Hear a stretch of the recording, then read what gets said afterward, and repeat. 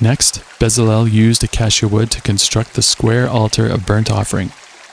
It was 7.5 feet wide, 7.5 feet long, and 4.5 feet high. He made horns for each of its 4 corners so that the horns and altar were all one piece. He overlaid the altar with bronze. Then he made all the altar utensils of bronze, the ash buckets, shovels, basins, meat forks, and fire pans. Next, he made a bronze grating and installed it halfway down the side of the altar under the ledge. He cast 4 rings and attached them to the corners of the bronze grating to hold the carrying poles. He made the poles from the acacia wood and overlaid them with bronze. He inserted the poles through the rings on the sides of the altar. The altar was hollow and was made from planks. Bezalel made the bronze wash basin and its bronze stand from bronze mirrors donated by the women who served at the entrance of the tabernacle. Then Bezalel made the courtyard, which was enclosed with curtains made of finely woven linen. On the south side, the curtains were 150 feet long. They were held up by 20 posts set securely in 20 bronze bases. He hung the curtains with silver hooks and rings. He made a similar set of curtains for the north side, 150 feet of curtains held up by 20 posts set securely in bronze bases. He hung the curtains with silver hooks and rings. The curtains on the west end of the courtyard were 75 feet long, hung with silver hooks and rings and supported by 10 posts set into 10 bases. The east end, the front, was also 75 feet long. The courtyard entrance was on the east end, flanked by 2 curtains. The curtain on the right side was 22.5 feet long and was supported by 3 posts set into 3 bases. The curtain on the left side was also 22.5 feet long and was supported by 3 posts set into 3 bases. All the curtains used in the courtyard were made of finely woven linen.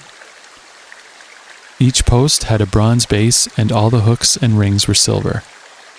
The top of the posts of the courtyard were overlaid with silver, and the rings to hold up the curtains were made of silver. He made the curtain for the entrance to the courtyard of finely woven linen, and he decorated it with beautiful embroidery in blue, purple, and scarlet thread.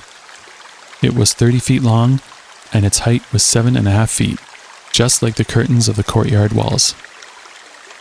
It was supported by 4 posts, each set securely in its own bronze base.